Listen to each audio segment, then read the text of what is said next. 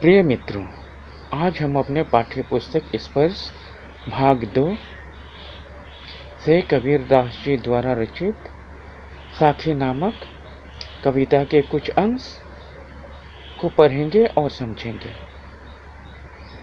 जैसे कि हम जानते हैं, कबीरदास जी के साखी के प्रत्येक अंश में कुछ गहरी शिक्षा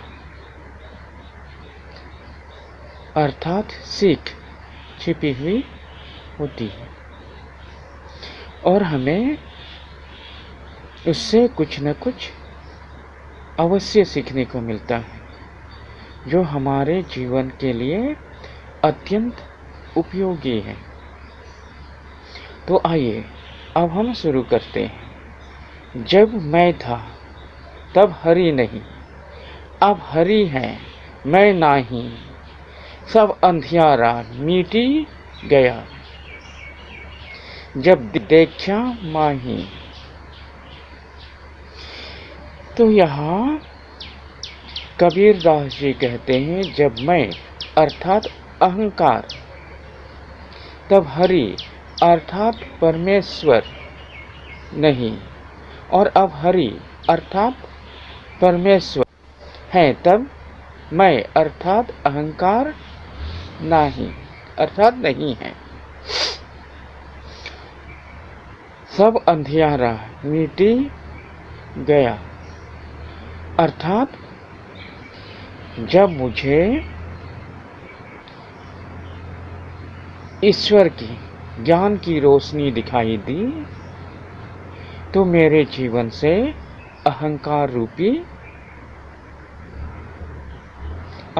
अंधेरा मिट गया।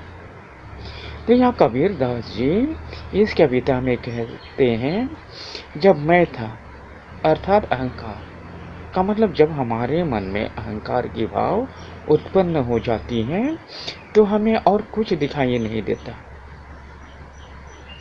हमें अच्छे बुरे की कोई पहचान नहीं होती, हम ईश्वर के बारे में भी सोचना नहीं चाहते। लेकिन जब हमारे मन में ईश्वर अर्थात सुविचार आ जाए, तो हमारे अंदर के जो अहम भाव, जो अहंकार है, वह मिट जाती है, अहंकार का नाश हो जाता है।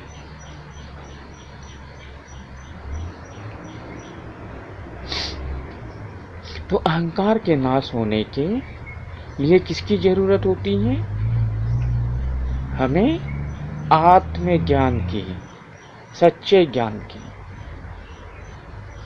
हमें ईश्वर के ज्ञान की। तो जब हमें ईश्वर के ज्ञान की अर्थात सच्चे ज्ञान की रोशनी जब हमें दिखाई पड़ने लगती है, तो हमारे मन के जो अहंकार है वह मिट जाती है, जो अंधेरा है, अंधेरा अर्थात अज्ञानता मिट जाती है कि हम वास्तव में कर क्या रहे हैं, हम अहंकार किस बात के कर रहे हैं। जब हमारे अंदर यह ज्ञान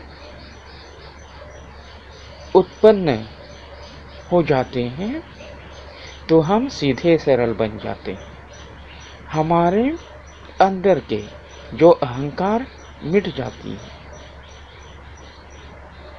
और हम एक सीधे सरल सच्चे इंसान के रूप में बदल जाते हैं। तो इस प्रकार हमें अपने आप पर कभी भी किसी बात का घमंड नहीं करना चाहिए, हमें सदा ईश्वरीय ज्ञान की ओर ध्यान देना चाहिए। यदि हम ईश्वरीय ज्ञान की ओर अपने ध्यान केंद्रित करते हैं, तो हमारे अंदर के सभी अहंकार मिट जाएंगे, हमारे अंदर की जो अज्ञानताएं हैं उसका नाश हो जाएगा और हम सुखी जीवन बिताने के लिए